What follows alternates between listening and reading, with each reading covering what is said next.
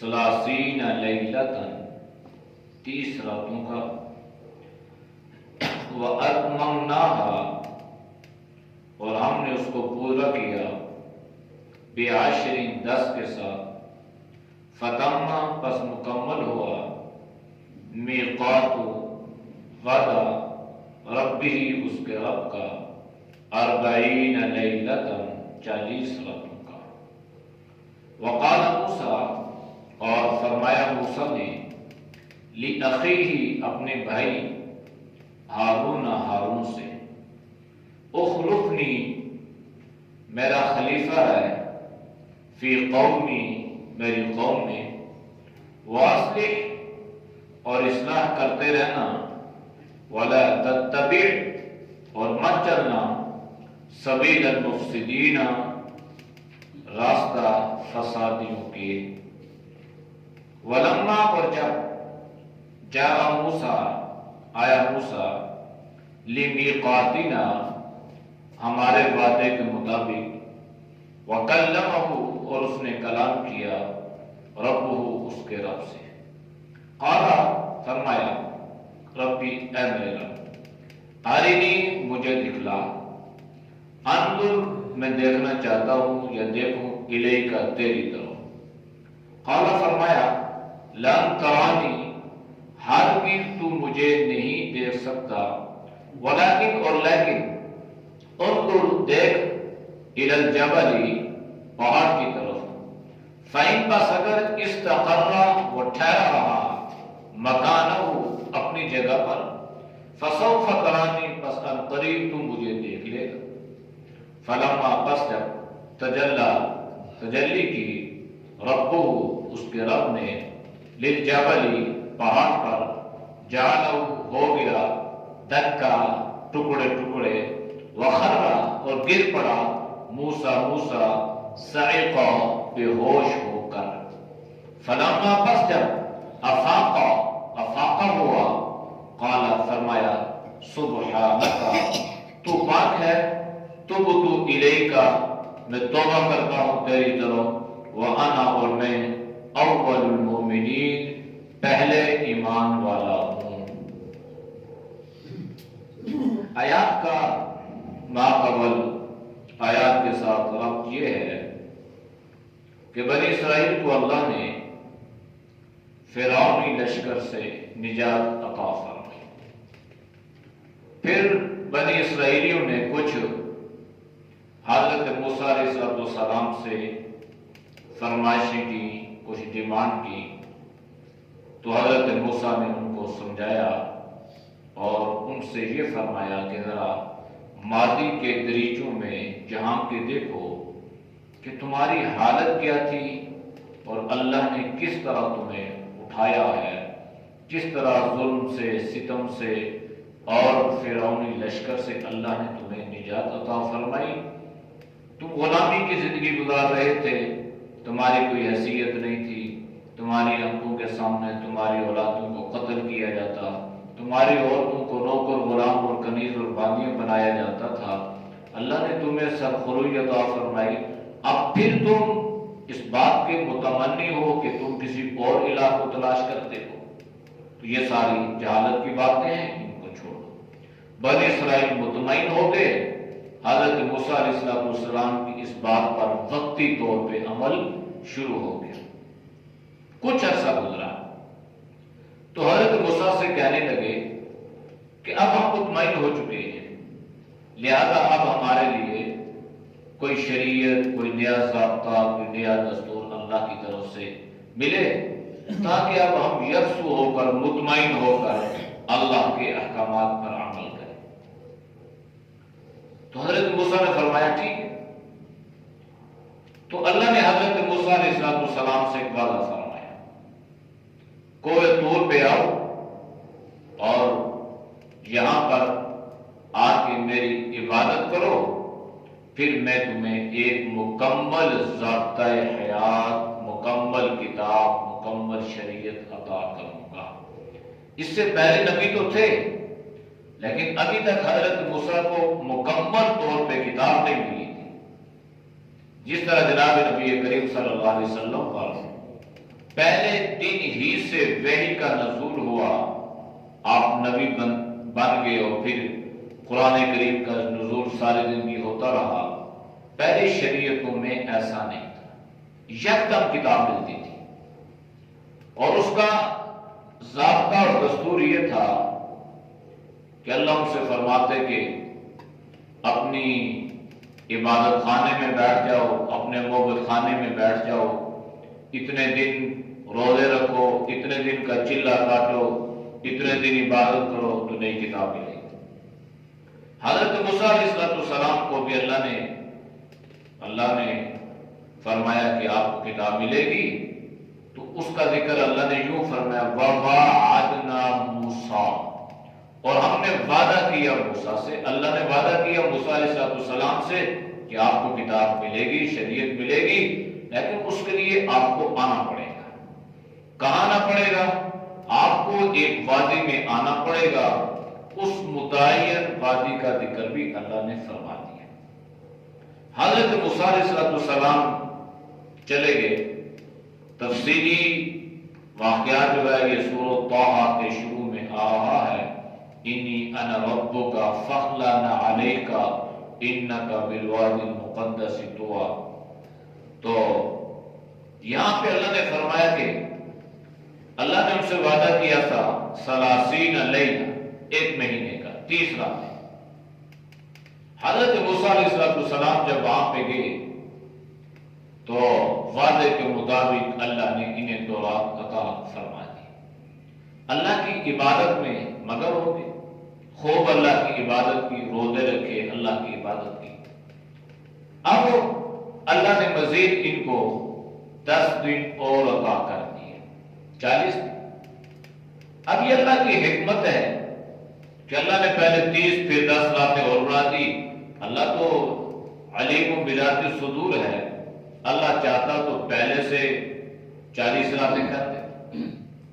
تو جب اللہ نے حضرت موسیٰ سے 30 راتوں کا وعدہ فرمایا تو حضرت موسیٰ نے اپنی قوم سے فرمایا بھائی میں 30 دن کے لیے جا رہا ہوں، میں چھٹی جا رہا ہوں، میں رخصت پہ جا رہا ہوں 30 دن کے لیے۔ اب یہ جو 30 اور 10 میں نا، اس میں اس قوم کا اللہ نے امتحان رکھا تھا۔ یہ اصل میں ان کی ایک آزمائش اور ان کا یہ امتحان تھا ان کی قوم کا۔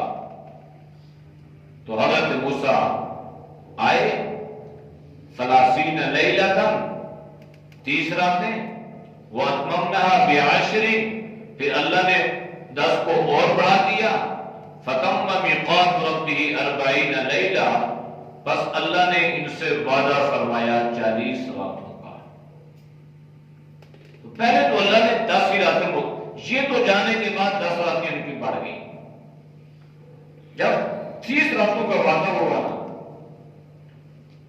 حضرت موسیٰ نے اپنی قوم سے فرمایا کہ بھائی میں 30 دن کی چھٹی جا رہا ہوں، 30 دن کے لیے جا رہا ہوں۔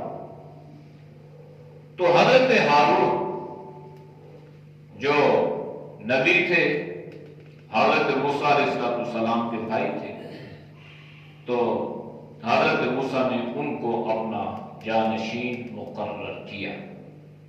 وقال موسیٰ، اور فرمایا موسیٰ نے لأخیہ، اپنے بھائی ہارون سے کیا فرمایا؟ اخلفنی، تو میرے پیچھے رہ، میرا خلیفہ بن، فی قومی، میرے قوم کے بارے میں، واصلح، اور خیال کرنا کہ ان کی اصلاح کرتے رہنا۔ اس لیے کہ حضرت موسیٰ اپنے قوم سے واقف تھے کہ پیغمبر کے ہوتے ہوئے یہ پیغمبر ہی سے یہ کہہ رہے ہیں کہ ہمارے لیے کوئی خدا مقرر کر دو۔ تو حضرت موسیٰ تو اس قوم سے اچھی طریقے سے واقف تھے، تو اس لیے حضرت ہارون سے فرمایا کہ بھائی ان کی اصلاح پہ نظر رکھنا، ان کی اصلاح کرتے رہنا، وَلَا تَتَّبِعْ سَبِيلَ الْمُفْسِدِينَ، اور فسادیوں کے راستے کی اتباع نہ کرنا۔ اب حضرت موسیٰ چلے گئے، حضرت ہارون نے ذمہ داری اٹھا لی، اصلاح کرتے رہے، کوشش کرتے رہے۔ 30 دن جب گزر گئے نا، تو حضرت موسیٰ نے تو فرمایا تھا کہ 30 راتوں کے لیے جا رہا ہوں۔ اب اللہ نے 10 اور بڑھا دی۔ اب پیچھے جب 31-32واں دن شروع ہوا تو بنی اسرائیل کہنے لگے کہ حضرت موسیٰ غائب ہو گئے، وہ لاپتہ ہو گئے، ایجنسیوں نے اٹھا لیا یا راستہ گم جو ہے وہ بھول گئے، یہ پتہ نہیں کہ پر حضرت موسیٰ گئے، کیونکہ وعدہ انہوں نے کیا تھا 30 راتوں کا، اور پیغمبر کبھی وعدے کی خلاف ورزی کرتا نہیں ہے، اور 30 راتیں پوری ہو چکی ہیں، وہ آئے نہیں ہیں، لہذا وہ تو چلے گئے، اب ہم کیا کریں گے اس کا فیصلہ ہم نے خود کرنا۔ حضرت ہارون سمجھاتے رہے، لیکن یہ تو کدھر ان کی بس میں تھے۔ حضرت موسیٰ میں اللہ نے ایک جلال کو رکھا تھا نا، تو اس جلال کا کچھ روب اور دبدبہ تو تھا ان پہ، لیکن اس کے باوجود جہاں ان کو موقع ملتا وہ موقع سے فائدہ اٹھا لیتے۔ اب اس قوم نے کیا کیا؟ اس قوم میں ایک آدمی تھا سامری، یہ بڑا ہوشیار چلاک تھا، اس نے کوئی چیز بنائی اور کوئی گڑیا ٹائپ، کوئی ایسا کھلونا جس کو کہہ لیں، اس میں کوئی ایسی گیس ویس بھری، کوئی ایسا بچڑا بنایا، کوئی ایسی چیز بنائی جس کو گوسالہ پرستی کہتے ہیں، جس کا ذکر سورۃ بقرہ میں تفصیلی آ چکا ہے۔ اب بنی اسرائیل نے کیا کیا؟ اس میں سے آوازیں آنے لگی، تو بنی اسرائیل نے کہا اچھا یہ ٹھیک ہے ہمارے لیے، یہ ہمارے لیے ہے، بس ٹھیک۔ ان الذین اتخذوا العجل سینالهم غضب من ربهم، قرآن میں ذکر فرمایا۔ تو اب یہ لوگ اس کے پیچھے شروع ہو گئے، حضرت ہارون سمجھا رہے ہیں، ان کی بات مان ہی نہیں رہے، اور یہ گوسالہ پرستی میں، بچڑے کی عبادت میں مبتلا ہو گئے۔ حضرت موسیٰ 40 راتیں پوری کر کے آئے، اللہ نے انہیں کتاب عطا فرمائی، تورات لے کے آئے، ایک نئے جذبے، نئے ولولے سے اللہ نے ان کو پھر اس قوم کے پاس بھیجا۔ جب اب یہ آئے تو دیکھا تو 40 راتیں کون سی بڑی چیز، اب جس قوم پر اتنا عرصہ محنت کی تھی نا، اتنا سمجھایا، اتنی محنت کی، وہ 30 دن گزرنے کے بعد 1 2 دن 3 دن صبر نہ کر سکے، وہ قوم بت پرستی میں مبتلا ہو گئی۔ ساری زندگی کی پیغمبر کی محنت، اور ادھر یہ نتیجہ یہ نکل رہا ہے، اتنی بے صبری قوم تھی۔ تو حضرت موسیٰ اور انہوں نے آپ کے حضرت ہارون سے بات پرس کی۔ قرآن میں ذکر ہے کہ حضرت ہارون کہ حضرت موسیٰ علیہ السلام نے داڑھی پکڑ لی، لا تأخذ بلحیتی ولا برأسی انی خشیت ان تقول فرقت بین بنی اسرائیل ولم ترقب قولی قال فما خطبک یا صابری۔ یہ سورۃ طٰہٰ میں تفصیلی واقعہ ہے۔ تو حضرت موسیٰ نے بھائی یہ کیا ہو گیا؟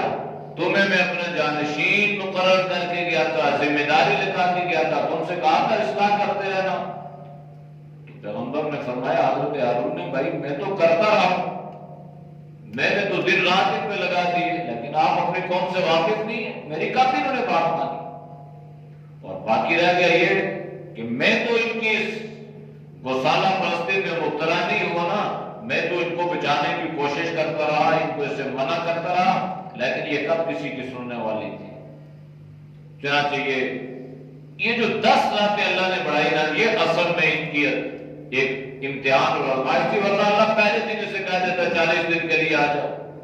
تو علماء نے یہاں سے بڑے مسائل کا استنباط فرمایا ہے کہ اگر کوئی ذمہ دار آدمی کسی ذمہ داری پر فائل ہو اور وہ کہیں جائے کسی تقاضے کے تحت، چاہے دنیاوی ہو یا اخروی ہو، شرعی ہو، تو اسے چاہیے کہ وہ اپنا نائب مقرر کر کے جائے، اور جو ذمہ داری وہ کر رہا ہے اسے چاہیے کہ وہ اپنی قوم کے بارے میں اسے سمجھا کے جائے کہ بھائی ان کے ساتھ ایسا کرنا اور ایسا نہیں کرنا۔ تو اور بھی بہت سارے مسائل کا استنباط فرمایا۔ وَلَمَّا جَاءَ مُوسَىٰ، بس جب آیا موسیٰ، لِمِيقَاتِنَا، ہمارے وعدے کے مطابق، ہماری جگہ پر۔ میقات وعدے کو کہتے ہیں، میقات جگہ کو کہتے ہیں، میقات حد کو کہتے ہیں۔ میقات حدود حرم اور میقات یہ مینا، یہ مزدلفہ اور یہ عرفات، ان کی حدود مقرر ہیں۔ جب اللہ نے جو ان سے وعدہ کیا تھا نا، اب اللہ فرمائے یہ ہمارے وعدے کے مطابق آ گیا۔ وَكَلَّمَهُ رَبُّهُ، اور اس کے رب نے اس سے کلام کیا۔ ایک بات تو یہ ثابت ہوگی نا کہ اللہ نے حضرت موسیٰ علیہ السلام سے اور حضرت موسیٰ نے اللہ سے براہ راست کلام کیا، یعنی وحی نہیں ہے، جبریل نہیں ہے، واسطہ نہیں ہے، براہ راست۔ وَكَلَّمَهُ رَبُّهُ، تو جب حضرت موسیٰ اللہ سے ہم کلام ہوئے، عبادت کی، تو ان کو نا ایک حلاوت، ایک مٹھاس، تو دل میں تڑپ پیدا ہوئی کہ کاش اس اللہ کا دیدار تو کر لوں، اس اللہ کو دیکھ تو لوں۔ اب کلام میں اتنی چاشنی ہے تو اس کو دیکھنے میں کیا ہوگی؟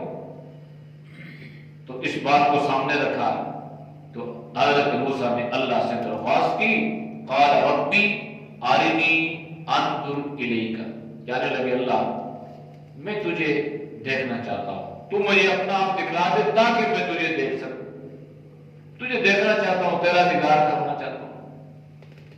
تو اللہ نے حضرت موسیٰ سے فرمایا قال لن ترانی، اے موسیٰ تو مجھے دیکھ نہیں سکتا۔ اب اللہ نے یہ نہیں فرمایا نا کہ مجھے کوئی دیکھ نہیں سکتا، بلکہ فرمایا کہ تو مجھے نہیں دیکھ سکتا۔ اس کا مطلب ہے ممکن تو ہے ایسا، لیکن چونکہ دنیا کی جو آنکھ ہے اللہ نے اس میں یہ صلاحیت پیدا نہیں کی کہ یہ اللہ کا دیدار کر سکے۔ ہاں جب یہی انسان جنت میں چلا جائے گا تو اللہ اس آنکھ میں یہ صلاحیت پیدا کر دے گا کہ یہ اللہ کا دیدار کرے گی اور 40 سال تک لگاتار کرے گی، اور ٹک ٹکی باندھ کے یوں دیکھے گی کہ آنکھ جھپکے گی بھی نہیں۔ تو یہ اللہ نے اس میں آنکھ میں یہ قوت اور یہ صلاحیت پیدا کی ہو، دنیا میں اللہ نے یہ صلاحیت پیدا نہیں کی۔ ممکن ہے لیکن چونکہ اللہ نے ذکر فرمایا کہ اے موسیٰ تو مجھے نہیں دیکھ سکتا، ہاں اگر تو مجھے دیکھنا چاہتا ہے تو پھر میں تجھے ایک طریقہ بتلاتا ہوں تاکہ بات حضرت موسیٰ کو سمجھ میں آ جائے۔ اگر اللہ اتنی فرماتے ہیں تو شاید حضرت موسیٰ کے دل میں یہ بات کہ میں نے اللہ نے میری درخواست کو رد کر دیا، میں اللہ کا دیدار کرنا چاہتا تھا، اللہ کو دیکھنا چاہتا تھا۔ اللہ نے فرمایا کہ اچھا ٹھیک ہے، مجھے دیکھنے سے پہلے تو یہ جو پہاڑ ہے نا سامنے، اس پہاڑ کو دیکھنا، اس پر نظر ڈالنا۔ اگر تیری نظر اس پہاڑ پہ ٹکی رہی، تو اس کو دیکھتا رہا اور یہ پہاڑ اپنی جگہ پر قائم رہا تو پھر تو مجھے دیکھ سکے گا۔ اگر ایسا نہ ہوا تو پھر سمجھ لے کہ تو مجھے دیکھ نہیں سکتا۔ چنانچہ ولیکن اور لیکن اور دیکھ الی الجبل، پہاڑ کی طرف، فإن پس اگر استقر مکانہ، وہ پہاڑ اپنی جگہ پہ ٹھہرا رہا، فسوف ترانی، تو تم مجھے دیکھ لے گا۔ اگر وہ ٹھہرا نہ رہا، اس کے پرلچے نہ اڑے، وہ پھٹا نہ، تو پھر تم مجھے دیکھ لے۔ اللہ نے ایک تجلی اس پہاڑ پہ ڈالی تو وہ پہاڑ کیا ہو گیا؟ پھٹ گیا۔ فلما، پس جب تجلی کی ربو، اس کے رب نے للجبل، پہاڑ پر، تو جعلہ دکا، وہ پہاڑ اس کے پڑلچے اڑ گئے اور وہ پھٹ گیا، علیحدہ ہو گیا۔ وخر موسیٰ صعقا، اور حضرت موسیٰ بے ہوش ہو کر گر پڑے۔ حضرت موسیٰ نے بعد میں بتائی یہ بات کہ اللہ نے اس پہاڑ پہ جو تجلی ڈالی تھی نا، یہ خنصر اسمبلی، اس سے آپ نے یہ جس کا جو سیدھا ہے نا نوک اگلی، یعنی ایک ناخن جس پہ سمجھ لیں، اس کے برابر اللہ نے اس پہاڑ پہ تجلی ڈالی تو وہ پہاڑ جو مضبوط پہاڑ تھا، طاقتور تھا، بڑا تھا، وہ اڑ گیا، وہ ٹکڑے ٹکڑے ہو گیا۔ وہ پہاڑ اللہ کی اتنی تجلی کو بھی برداشت نہ کر سکا۔ پھر دیکھیں کہ اللہ کی قدرت، اللہ کی طاقت کہ اللہ انسان کو اتنی قوت عطا فرمائیں گے کہ یہ انسان قیامت والے دن جنت میں اپنے اللہ کا دیدار فرمائے گا اور اس سے کچھ بھی نہیں ہوگا، بلکہ اس کو حلاوت محسوس ہوگی۔ اور 40 اور ایک روایت میں 70 سال کا عرصہ ہے، ایک میں 40 کہ اتنے عرصے تک جب وہ پردے لگ جائیں گے نا تو اہل جنت اللہ سے فرمائیں گے کہ اللہ ابھی تو دیکھنا شروع ہوتے، ابھی تو اللہ فرمائیں گے ابھی نہیں، یہ 40 سال ہو گیا میرا دیدار کر رہے ہو۔ لیکن انسان جو ٹک ٹکی باندھ کے دیکھ رہا ہے کہ وہ آنکھ بھی نہیں جھپکائے گا، تو اللہ وہاں اس آنکھ میں یہ صلاحیت پیدا کرے گا۔ تو حضرت موسیٰ کو اللہ نے یہ بات سمجھا دی کہ مجھے دیکھنا ممکن ہے لیکن دنیا کی آنکھ اس قابل نہیں ہے کہ مجھے دیکھ سکے، لہذا تیرے اطمینان کے لیے، اطمینان قلبی کے لیے میں نے تجھے یہ بات بتلائی ہے کہ جب اتنا بڑا مضبوط پہاڑ میری ایک چھوٹی سی تجلی کو برداشت نہیں کر سکتا تو تم مجھے کیسے دیکھ سکو گے؟ اب جب تجلی پڑی پہاڑ پہ، پہاڑ پھٹ گیا، حضرت موسیٰ نے اس طرف دیکھا پہاڑ کی طرف، تو حضرت موسیٰ پہ اس تجلی کا اتنا روح دبدبہ طاری ہوا کہ وَخَرَّ مُوسَىٰ صَعِقًا، حضرت موسیٰ بے ہوش ہو کے گر پڑے، بے ہوش ہو۔ فَلَمَّا أَفَاقَ، جب افاقہ ہوا، جب ہوش آیا تو بات سمجھ میں آ گئی، تو فوراً اللہ کی بارگاہ میں قال سبحانک، اے اللہ تو جو کہتا ہے نا ٹھیک کہتا ہے، تو بات کو صاف ہے اور تو ہر عیب سے پاک ہے۔ یہ سبحان جو ہم کہتے ہیں نا لفظ سبحان، یہ پاک کے معنی ہے، اور اس سے مراد یہ ہے کہ ہر عیب سے، ہر کمی سے، ہر نقص سے، ہر بیماری سے اگر کوئی پاک ہے تو وہ اللہ کی ذات ہے۔ تو حضرت موسیٰ نے فرمایا سبحانک، اللہ تو پاک ہے، یعنی گویا جو کچھ انہوں نے درخواست کی تھی نا دوسرے الفاظ میں اللہ کی بارگاہ میں یہ عرض کر رہے کہ اللہ میں نے جو کہا تھا تیری شان کے مطابق نہیں تھا، مجھے یہ نہیں کہنا چاہیے تھا، اللہ تو پاک ہے، تب تو الیک، میں تیری طرف رجوع کرتا ہوں، اپنی بات سے رجوع کرتا ہوں، توبہ کرتا ہوں، اللہ تو مجھے معاف فرما، وَأَنَا أَوَّلُ الْمُؤْمِنِينَ، اور میں پہلا ایماندار ہوں، یعنی سب سے پہلے اپنے دین میں، اپنی شریعت میں تیرے اوپر ایمان لایا ہوں۔ اے اللہ تو پاک ہے، صاف ہے، سب کچھ ہے، ہمارے اندر یہ کمزوری ہو سکتی ہے، اللہ تو معاف کر دے، میں تیری طرف کیا کرتا ہوں، رجوع کرتا ہوں۔ اعوذ باللہ من الشیطان الرجیم، بسم اللہ الرحمن الرحیم، فواعدنا موسیٰ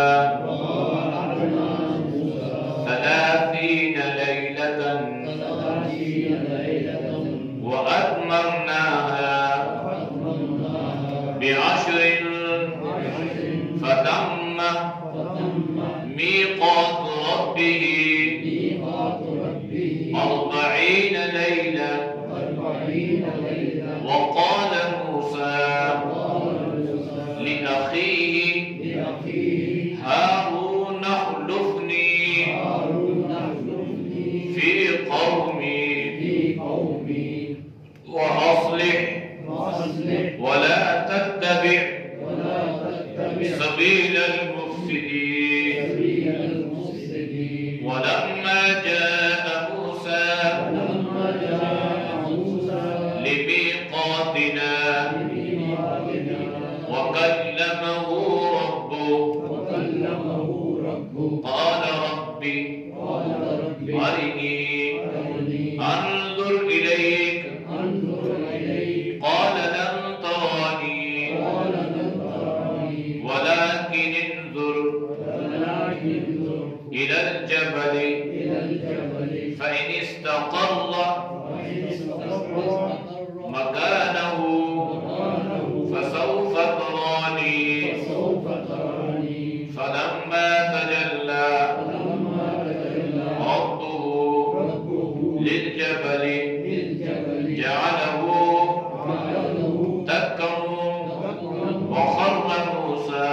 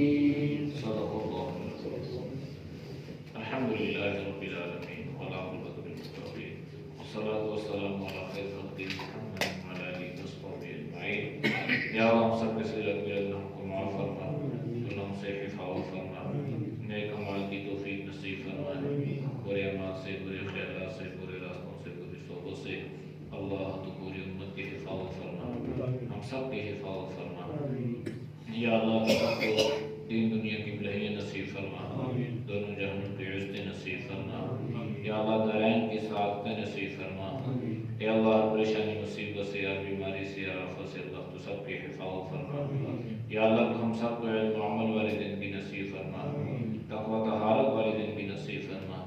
یا اللہ ہر طرح کے خباثتوں سے، غلاستوں سے، حماقتوں سے اللہ تو پوری امت کی حفاظت فرما۔ صلی اللہ تعالی علی نبی امی وعلی آلہ وصحبہ اجمعین برحمتک یا ارحم الراحمین۔